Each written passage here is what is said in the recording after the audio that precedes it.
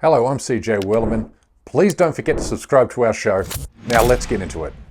A reason why Western audiences are so easily deceived by pro-Israel propaganda is the special relationship that Israel enjoys with the American entertainment industry. A relationship described as a love story by Israeli media, with movies such as Exodus, Munich, and Zohan affirming Zionist talking points that claim that Jewish migrants to the Middle East are surrounded by backwards natives and violent savages. But what if Hollywood told a different story?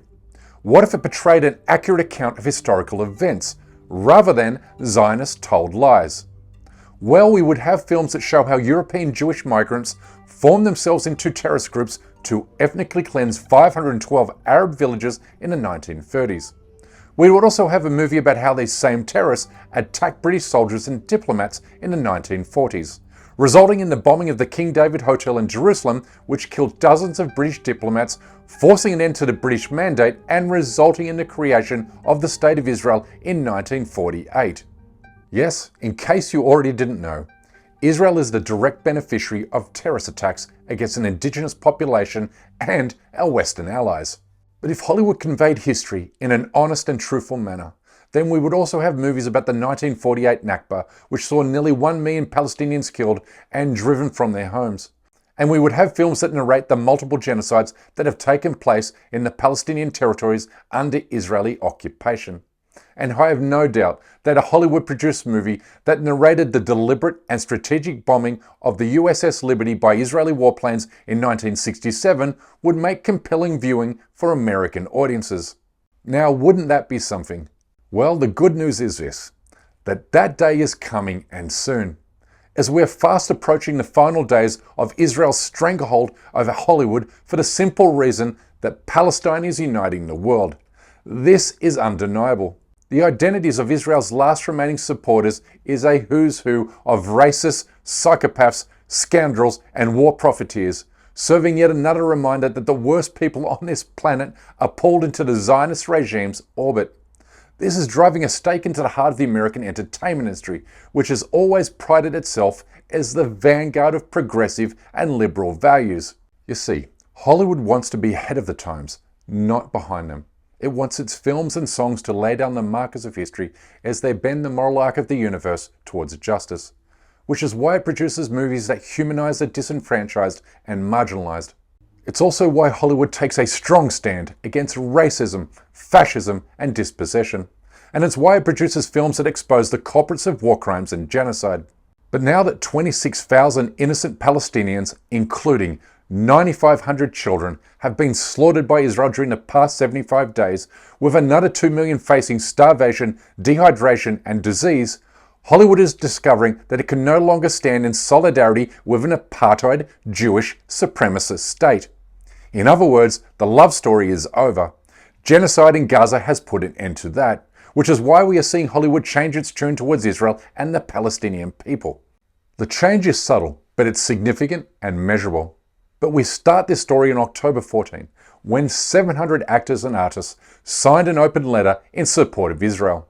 As the conflict rages in the Middle East, Hollywood is coming together to show its support for Israel 1 week after that deadly surprise attack. More than 700 celebrities signed an open letter released by the nonprofit Creative Community for Peace. Some of the names on that letter: Gal Gadot, Chris Pine, Jamie Lee Curtis, Liev Schreiber, Amy Schumer, Michael Douglas, Mark Hamill, and Jerry Seinfeld. The letter reads... They signed the letter after it was believed that 1,400 Israeli citizens were killed, but before we learned that the actual number was only 695, and before we discovered that majority of them were killed by panicked Israeli soldiers, tank commanders, and pilots.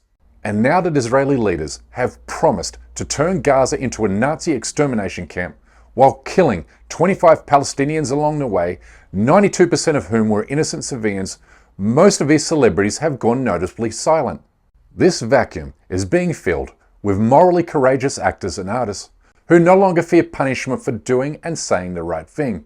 This is the first clue that the times are changing.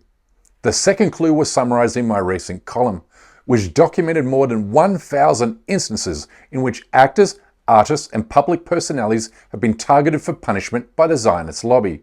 This is evidence of an increasingly desperate Israel, losing control of its own narrative. It made actress Susan Sarandon its first target when it had her fired from her agency immediately after she gave this speech at a pro-Palestine rally in New York. You don't have to be Palestinian to stand with the Palestinian people. You do not have to be Palestinian to understand that the slaughter of almost 5,000 children is unacceptable and a war crime. Another Israeli missile was launched deep into the Hollywood Hills when actress Melissa Barrera was fired from the Scream movie franchise after she likened Gaza to a concentration camp, a comparison that's been made many times by Jewish Holocaust survivors. Nevertheless, her courage inspired a group of 55 prominent actors and artists in the entertainment industry to sign an open letter to President Biden, urging him to put a stop to Israeli and American bombs falling on Gaza. These celebrities include Joaquin Phoenix, Kate Blanchett, Jon Stewart, and Rami Youssef. Barrera's courage also inspired Cynthia Nixon, a Jewish-American actress and star of the hit television series Sex and the City, to speak out forcefully on behalf of the Palestinian people. I am the mother of 2 Jewish children whose grandparents are Holocaust survivors. And my oldest son in particular, he really has been reaching out to my wife and I and asking us, imploring us really, to say, use your voice to affirm as loudly as you can that never again means never again for anyone. And in the last very short 8 weeks, we've seen the deaths of over 16,000 civilians, Palestinians in Gaza, which include over 7,000 children. And to put that in some kind of a context, that is more civilians than were killed by the U.S. and its allies in almost 20 years of war in Afghanistan. And the images coming out of Gaza, the children who have no water, who have no food, who have no homes, who have no shelter of any kind, weeping over the bodies of their slain parents. Her honesty and forthrightness, along with her Jewish identity, has given permission for others to come forward and end their silence, including the famous rapper Macklemore, who gave his powerful impromptu speech in Washington, D.C. They told me to be quiet. They told me to do my research, to go back, that it's too complex to say something, right?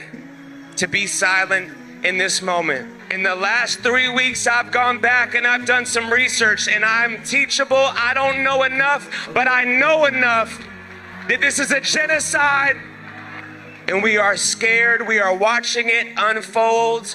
We have been taught to just be complicit, to protect our careers, to protect our interests, and I'm not going to do it anymore. I'm not afraid to speak the truth.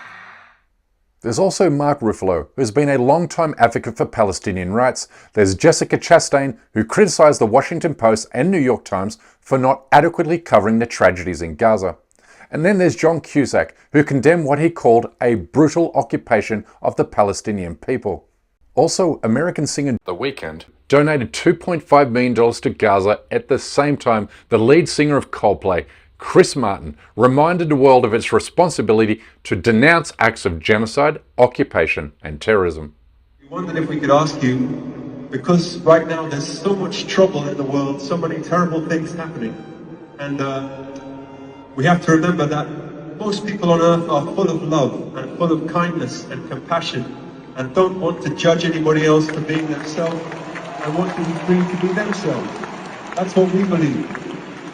We don't believe in oppression or occupation or terrorism or genocide, nothing like that. We believe in loving each other, being kind to each other. Palestine is changing America for the better. I truly believe that. And I'm also certain these changing attitudes towards the Palestinians are reshaping Hollywood's attitude towards Israel. This is why we must applaud celebrities who have nothing to gain and everything to lose by raising their voice against Israeli occupation and genocide.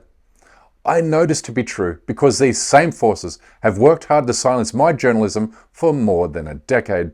But the tide has finally turned against Israel. The world will never unsee, forget or forgive the horrors that have taken place against defenseless human beings in Gaza. And soon, Hollywood will produce films that humanize the Palestinian people and promote their struggle for liberation. I'm sure of it. Anyway, that's my time for today. Please don't forget to subscribe to this channel, and we kindly ask you please support our effort to expose and confront injustices in the Muslim world by becoming a member of this show at patreon.com/CJWirleman. This show is made possible only because of the support we receive from our patrons and YouTube members, and we can't thank them enough. It's just a simple reality that we can't produce, sustain and grow the show without your help, and we offer exclusive benefits to those who do. But for now, good night, good morning, wherever you are, and stay blessed.